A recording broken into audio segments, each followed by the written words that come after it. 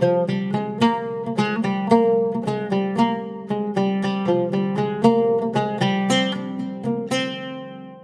day. Welcome to Engage with the Movers, where we always engage and have amazing stuff to educate one another, support one another, and also guide one another in this journey. Because we believe that a lot of stuff happens as we continue to develop and grow and meet new challenges. And one thing that I'm very sure about is that so long as we are walking and we are keeping the pace, then the future is really promising. Always remember to click the button below and subscribe, because we need you to be part of us, and always to get notifications when we post something. So amazing people have been asking me about how I moved to Australia, how life is in Australia. All these questions have been coming through.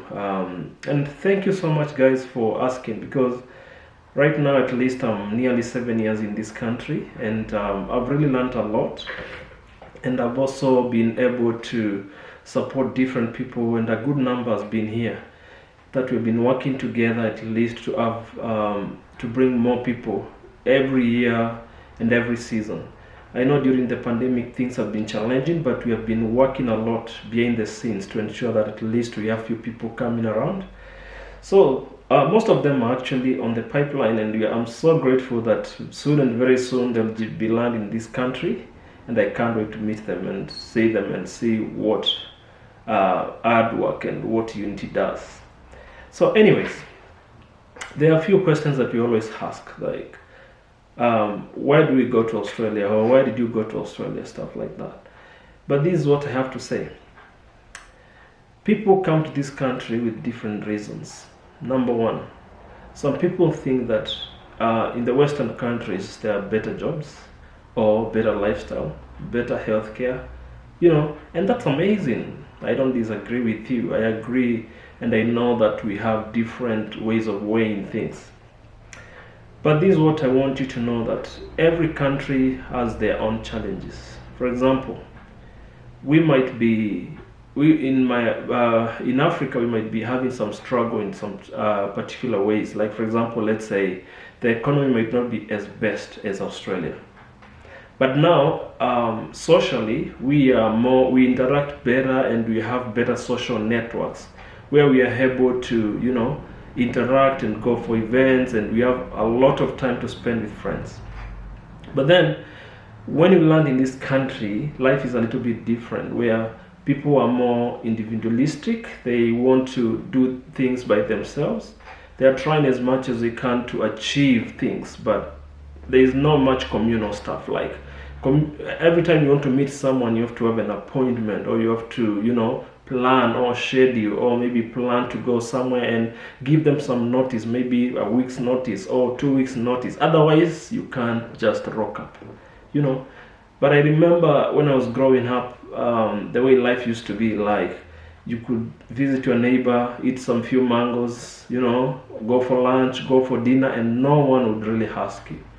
But then these are different challenges that every country faces. So as much as we have some advantages in Western countries, we also have some disadvantages in the same countries. Life is so busy here. Like, things have been moved so fast. Everything is just like on schedule. You try to, as much as you try to cope with everything, you try to struggle with the fact that you came up from a slow-paced country. For example, in Africa, we always used to wait for matatus. And it doesn't matter which matatu you catch, man, you are still on time. It doesn't matter if you are 30 minutes late, you can just call and say, look, I'll be 30 minutes late. But then, in this country, things are different. Look, every job, there's start time and there's finish time. And because we are paid hourly, every hour you miss your pay. So let's say you are late by 30 minutes and you haven't clocked in for 30 minutes. That means in your pay you won't receive 30 minutes unless you give a reasonable excuse.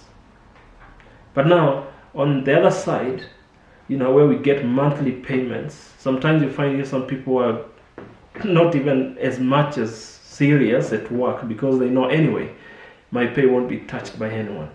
So there are different things that we'll be talking through during this series. I'll try as much as I can to share with you one or two things that you might find very interesting in these countries, between your country and Western countries. And as much as we continue to share all this stuff, please ensure that if you have any questions, remember to send them through. I'll be talking about how to, the easiest ways, or some of the things, or some of the ways that you can use to get to these countries.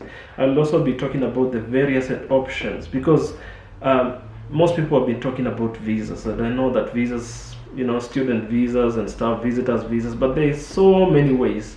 And also I'll show you the, in and outs of how to, to weigh different options, and also how much money you might need, and step by step, the basics, because I believe that the basics is what we really need. And once you understand the basics, then we are able to move to the next step and say, look, now I've got the basics. Now it's my time to move out. It's my time to prepare, and it's my time to go. And also sometimes you can even choose, it's my time to stay in my country. So remember, we need to walk in this journey together. And for us to be together, you have to be part of us. So please remember to click the follow button, subscribe, and also be part of us. And trust me, you will learn a lot. Be blessed and have a wonderful time. Bye-bye.